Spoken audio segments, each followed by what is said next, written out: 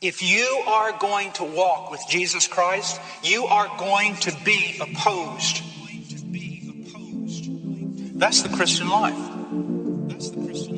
Bonjour et bienvenue sur ma chaîne Sandra by Faith. Je m'appelle Sandra et je suis de retour aujourd'hui avec une vidéo les secrets de ma croissance spirituelle, ou encore les secrets de ma maturité spirituelle. Je pense que c'est ça.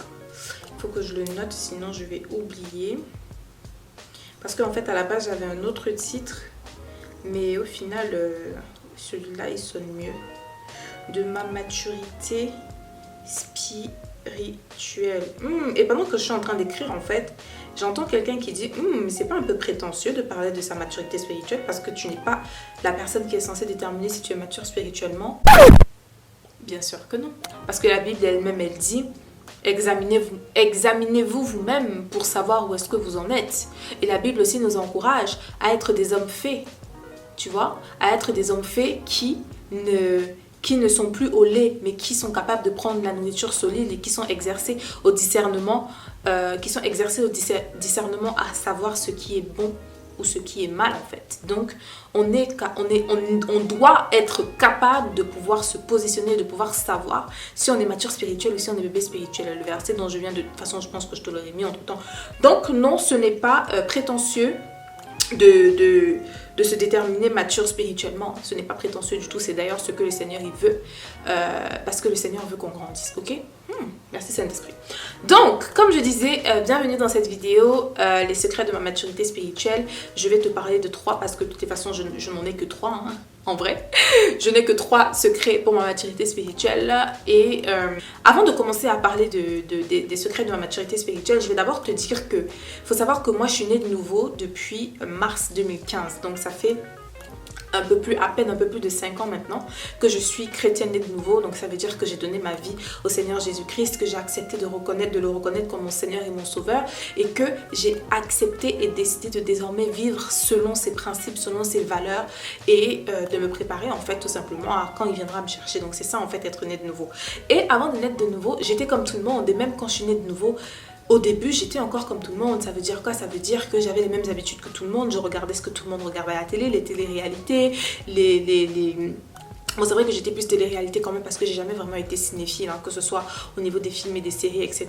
Vraiment, j'ai jamais vraiment été cinéphile, mais il y a des séries que je regardais et j'étais accro, par exemple, à Plus belle la vie. Je pense que j'en ai déjà parlé sur cette chaîne. Donc j'étais comme tout le monde, voilà, je regardais ce que tout le monde écoute à la télé, regarde à la télé, j'écoutais ce que tout le monde écoute comme musique, tous les artistes à la mode et tout. Je faisais ça, je me couchais à pas d'heure, je me réveillais à pas d'heure, je mangeais n'importe comment. Enfin, voilà, j'avais la même vie que tout le monde avait. Je sortais avec des garçons, j'avais des relations sexuelles avant le mariage, enfin, ce qui est la norme en fait finalement pour la société dans laquelle on vit aujourd'hui.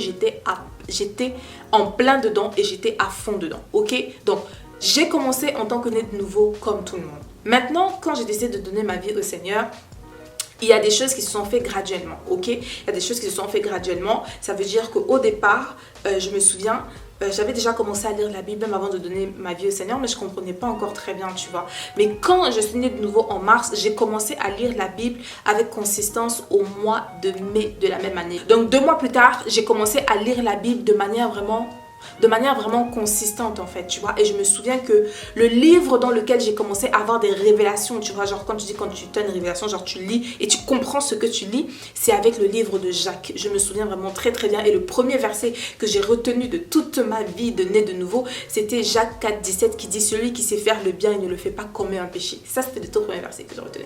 Donc j'ai commencé graduellement à lire la Bible de manière consistante. Ensuite, j'ai commencé à enlever certaines habitudes. Maintenant, comme j'ai déjà dit dans mon histoire, dans mon témoignage, la première chose aussi qui a marqué vraiment mon passage de l'ancienne vie à la nouvelle vie, c'est le fait que je décide d'arrêter d'avoir des rapports sexuels avec mon copain avec qui j'étais à cette époque-là. Donc, c'est pour vraiment dire que la base, elle est la même pour tout le monde en fait. On sort du monde, on devient des enfants de Dieu et ensuite on commence à construire dessus. Donc, là, on va passer donc à la partie, les 3 secrets de ma maturité spirituelle. Alors le premier secret, c'est l'intimité.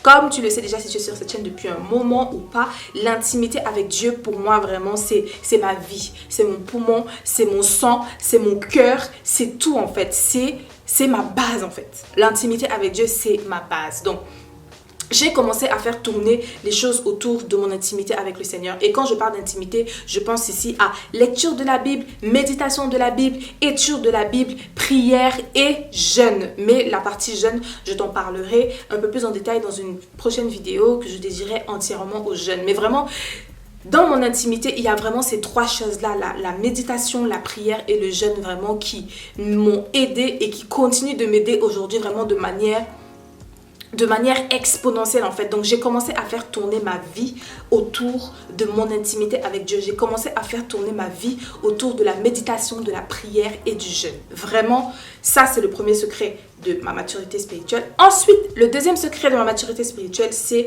l'obéissance. Maintenant, comme je dis encore, si tu es sur cette chaîne depuis longtemps, tu sais déjà que l'obéissance, c'est moi, ça fait vraiment mon désir, c'est que ça continue de faire un jusqu'à ce que Jésus-Christ vienne me chercher. Parce que le but ici, c'est pas de dire que je fais tout de manière irréprochable ou de manière parfaite aux yeux des hommes, c'est-à-dire tu ne fais aucune erreur. Non, je fais tout de manière parfaite. En tout cas, je m'efforce à faire tout de manière parfaite, parfait selon Dieu. Et parfait selon Dieu, c'est se tenir à l'écart du mal et obéir à la volonté de Dieu. C'est ça, être parfait selon le Seigneur. Donc vraiment, le deuxième secret, c'est l'obéissance. Ça veut dire quoi? Ça veut dire que j'ai pris très tôt l'habitude de ne pas discuter avec le Seigneur. Ça veut dire que quand j'entends le Seigneur me demander de faire quelque chose, je le fais. Je ne suis pas là pour chipoter ou alors si je ne comprends pas au début, etc. Et puis après, je ne force pas en fait, tu vois. J'ai vraiment pris l'habitude de faire exactement ce que le Seigneur me demande de faire, quitte à me tromper. Tu vois, quand tu fais un truc, tu te dis, ah mais finalement c'était pas Dieu qui me l'avait demandé. Quitte à me tromper, je préfère me tromper plutôt que de me dire,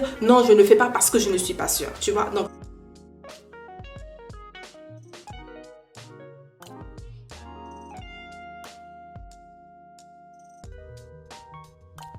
c'est vraiment une habitude à prendre. Je sais que la toute première chose, donc après que j'ai décidé d'arrêter d'avoir des rapports sexuels avec mon ex à l'époque, que le Seigneur m'a demandé de faire, c'était de pardonner, d'appeler ma mère et de lui demander pardon. C'est la toute première chose que... Et je sais que je me souviens que ce jour-là, quand j'avais entendu ça, j'étais comme... Mais... Elle sort d'où cette voix? Enfin, qui? Pourquoi? Tu vois? Enfin, je comprends pas, tu vois? Mais je l'ai entendu 3 fois. La première fois, j'ai entendu appelle ta mère. Appelle ta mère. Et je suis là, qui va l'appeler? Pour quelle raison? Je me suis dit, vas-y, laisse tomber. La deuxième fois, j'entends appelle ta mère. Et là, je me dis, faudrait peut-être que je commence à considérer en fait cette histoire, tu vois. Après, je me dis, bon, ok, je vais le faire, je vais le faire. Et je l'ai mis au derrière de ma tête en me disant, je vais le faire. Et la troisième fois, j'entends, prends ton téléphone et appelle ta mère. Et vraiment, la troisième fois, je l'ai entendu de manière vraiment sévère et stricte, tu vois. Parce que les 2 premières fois, c'était doux, tu vois. Appelle ta mère, appelle ta mère. La troisième fois, c'était prends ton téléphone et appelle ta mère. Et je t'assure, je sais pas comment j'ai fait. Je me suis retrouvée au téléphone en train de parler à ma mère et en train de lui demander pardon. Donc vraiment, et c'est là que j'ai vraiment compris que moi, j'ai pas envie de discuter avec le Seigneur. J'ai pas envie de discuter un ordre. Quand le Seigneur me demande de faire quelque chose, que ce soit quelque chose qui me demande directement, comme ce jour-là où j'ai entendu appelle ta mère, que ce soit quelque chose que je lis dans la Bible, me conformer à ce qu'il dit dans sa parole, à sa volonté connue dans la Bible, je m'y conforme parce que mon objectif ultime, c'est vraiment de grandir avec le Seigneur et d'avoir une relation solide avec lui. Voilà. Donc l'obéissance, il faut vraiment comprendre que l'obéissance requiert un reniement de soi. Et j'en parle plus en détail dans la vidéo que tu verras après celle-ci.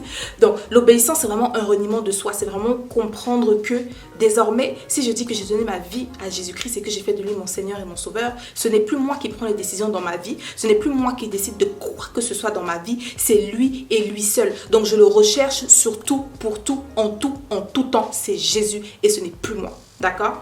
Donc, reniement de soi égale confiance en Dieu. Parce qu'au final, quand on obéit à Dieu, quand on se renie soi-même, quand on s'oublie soi-même, comme Jésus dit dans Matthieu 16, au verset 22, celui qui veut me suivre doit s'oublier lui-même, version français courant. Bah, tu comprends en fait que voilà, quand on obéit à Dieu, on se renie soi-même. Et quand on se renie soi-même, on prouve vraiment à Dieu qu'on lui fait confiance et qu'on veut vraiment marcher avec lui. Et le troisième et dernier secret de ma maturité spirituelle, c'est la persévérance. Tu vois, tout ce dont je viens de te parler là, c'est pas des choses que tu fais une fois de temps en temps. C'est pas je lis ma Bible une fois de temps en temps. Je prie une fois de temps en temps. Je jeûne seulement quand il y a des groupes collectifs de jeûne, quand il y a des appels collectifs aux jeunes, etc. J'obéis seulement quand ça me plaît. J'obéis seulement quand ça va dans mon sens. Non, en fait, non. C'est tout le temps. Encore et encore et encore et encore. Et tu persévères. Donc, persévérer, c'est rebelote. rebelote, rebelote, rebelote, et ça doit rester rebelote jusqu'à ce que Jésus vienne nous chercher. Parce que ce qu'il faut savoir, c'est que notre vie chrétienne, la base et l'essence même de notre vie chrétienne, la raison pour laquelle Jésus est mort pour nous, c'est pour qu'on soit sauvés. Ça veut dire qu'on ait la vie éternelle, d'accord? Donc, notre maturité spirituelle, le fait qu'on grandisse, qu'on continue de grandir, qu'on continue de mûrir, ne doit avoir pour seul objectif que d'être prêt quand Jésus-Christ reviendra nous chercher. Parce que Jésus ne reviendra pas chercher des bébés. Jésus ne reviendra pas chercher des froids. Jésus ne reviendra pas chercher des tièdes. Jésus ne reviendra pas chercher des gens qui ne savent pas où se positionner. Est-ce que je suis dedans? Est-ce que je suis dehors? Parce que j'ai réfléchi, tu sais, à cette histoire de un pied dedans, un pied dehors. Avec Dieu, il n'y a pas de un pied dedans, un pied dehors. Si toi-même, dans ta vie actuellement, tu estimes que tu es un pied dedans, un pied dehors, sache que pour Dieu, tu es 2 pieds dehors. Parce que Dieu ne partage pas en fait. Soit tu es avec lui, soit tu n'es pas avec lui. Donc, vraiment, c'est rebelote et ça doit être rebelote jusqu'à ce qu'ils viennent nous chercher parce que le but c'est de croître davantage et davantage et davantage et d'arriver à stature vraiment d'épouse, cette épouse-là que Jésus viendra enlever. Donc on arrive à la fin de cette vidéo, j'espère vraiment que cette vidéo aura su t'aider. Tu as vu, c'est vraiment simple. C'est vraiment très très simple, mais Dieu agit dans la simplicité et j'ai vraiment compris que Dieu agit dans la simplicité et quand on le laisse agir comme il a prévu de le faire, on se rend compte que en fait c'est nous qui nous battons vraiment pour rien, c'est nous qui cherchons 1000 secrets ou alors des choses hyper super compliquées alors que non en fait. Dieu, il ne peut pas nous demander de faire des choses compliquées parce qu'il est Dieu. Imagine Dieu, il nous demande de faire des choses qui sont compliquées, mais c'est pas possible, c'est pour nous tuer, tu vois ce que je veux dire. Donc, ouais, c'est vraiment simple, mais la vie avec Dieu, elle est vraiment simple. Et voilà, et quand on le comprend, on avance paisiblement avec lui, dans la tranquillité, dans le repos comme il veut en fait. Donc voilà, j'espère vraiment que cette vidéo aura su te bénir. N'hésite pas à la partager à un frère ou une soeur parce que je crois qu'elle bénira plus d'un. Moi je te remercie encore une fois depuis avoir pris le temps de regarder cette vidéo. Et d'ici à la prochaine fois, porte-toi bien, que mon Dieu te bénisse. Et don't forget, never stop walking by faith and not by sight. God bless you and faith it till you make it. Bye.